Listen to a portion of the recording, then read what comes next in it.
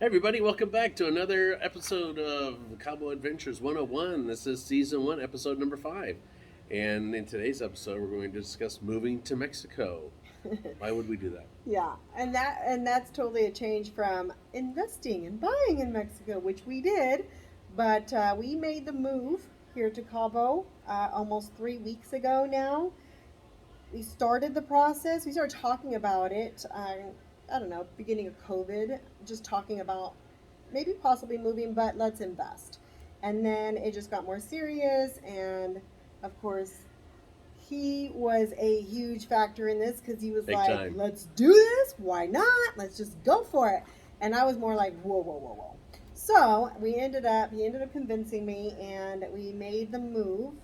So, so far, so good. It's been great. But we're going to talk a little bit about what it took to do that.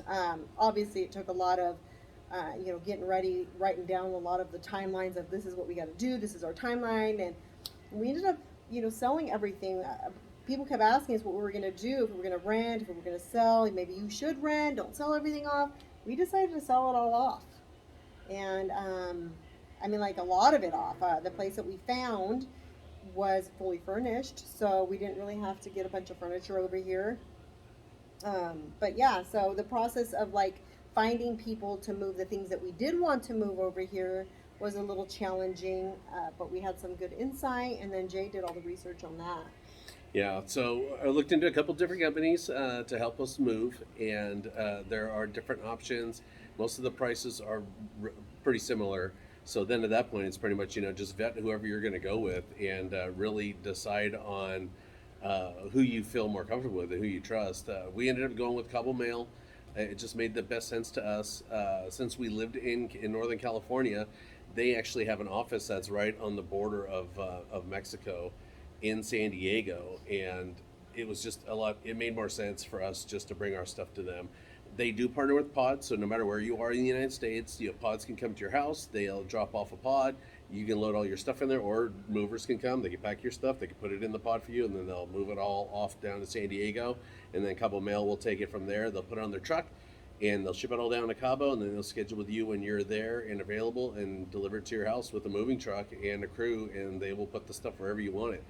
So for us, it was pricey. They wanted for us to go for Northern California, which is about 45 miles north of Sacramento, where we're from, all the way down to San Diego. They wanted $5,000, and that just seems like an awful lot of money to On move top something. of, Yeah, on right? top of moving it Yeah. too. But that's just from Northern California, just to San Diego is $5,000, and so that was too much for us. So we ended up spending probably about maybe $800, rented a 20-foot U-Haul truck, loaded everything ourselves. I drove the truck down to San Diego and dropped it all off to that team down there.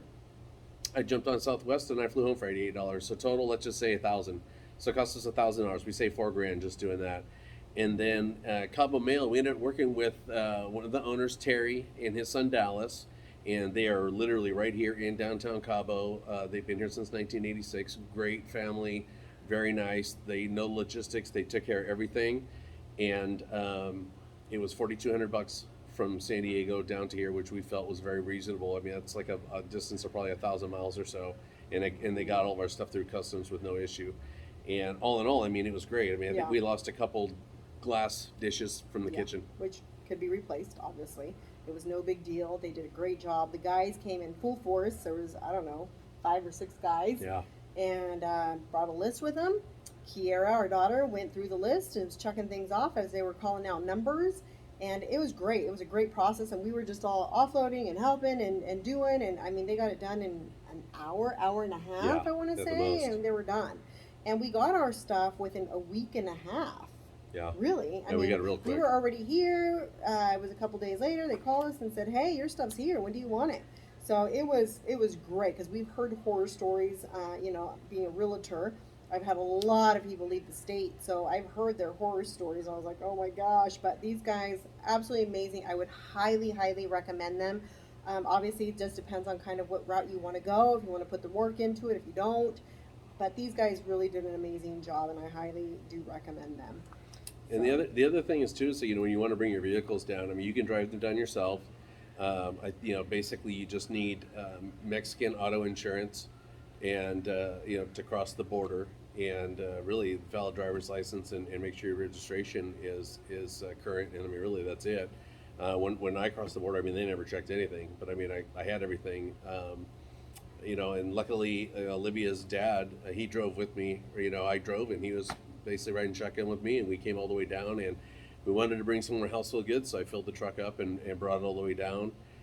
When we crossed the border, we actually crossed in Calexico, which you might think, well, why didn't you just cross in Tijuana? And the reason being is a lot of folks just said that, the Highway 5 that comes across the border in Calexico, Mexicali, down the east coast of Baja is actually it's just better. It's wider, it's more modern. And that took us all the way down past San Felipe. And then after San Felipe, it gets a little narrow for about 25, 30 miles, and then it goes back, but it's kind of off and on. But then it reconnects automatically to Highway 1. And we went from Northern California to Calexico, spent the night, and then Calexico down to Santa Rosalia on the east coast of Baja. And then the third day, we made it from there all the way down to Cabo. And we just continued on Highway 1. And then when we hit La Paz, we veered off the Highway 19, Todos Santos, and then down to Cabo because that was faster.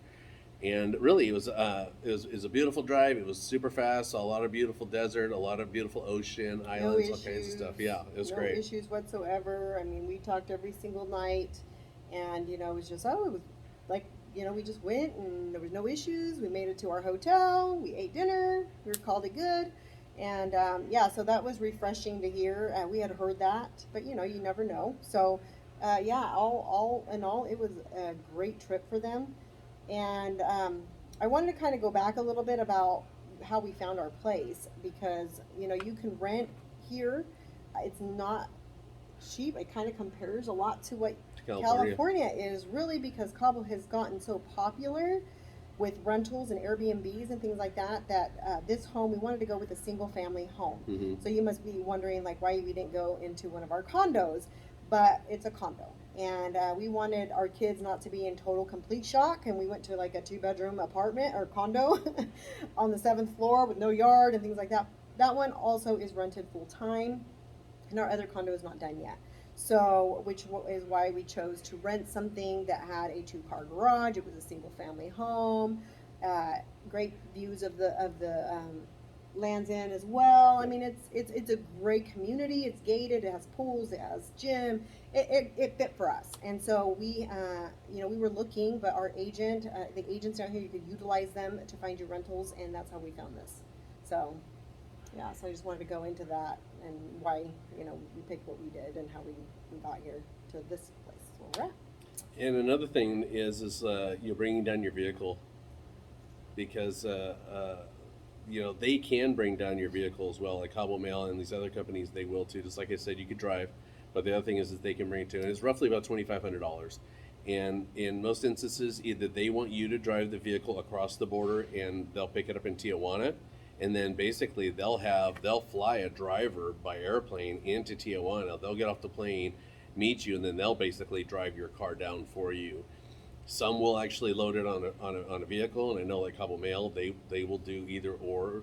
But I know that they ship a lot of vehicles and carts, golf carts and electric vehicles and off-road vehicles, all kinds of stuff.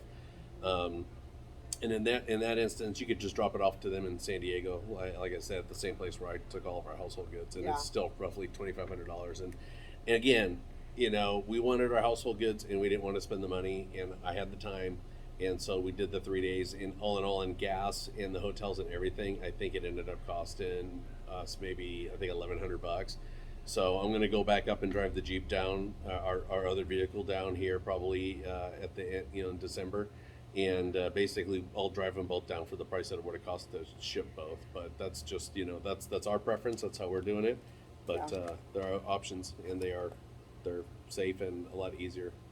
So we're gonna incorporate these videos of moving to Cabo, because it was very intriguing to a lot of our friends, especially being from the area that we grew up in, or I grew up in for so many years, that people were intrigued by, what are you doing? So we just want to make these videos so we can inform everybody on just, hey, it is doable. You can get out Absolutely. here. You can make a great living out here. You can do. We're gonna do real estate here, so stay tuned for that as well. And I think it's just gonna be a great adventure for all of us. Our kids are started school, and they so far so good. So anyway, so that's why we wanted to make these videos on top of on top of the ones that we are going to be doing on buying here in Cabo as well. So just look for all those. We're going to be a lot more consistent now that we're here and we're Yes. at it. So stay tuned and keep watching our YouTube. Go on and subscribe and like. And it's Cabo 101, Cabo Adventures 101. So yeah, Yep. Just keep listening and keep watching, just so you can make your daydreams become reality, just like we did. bye for now.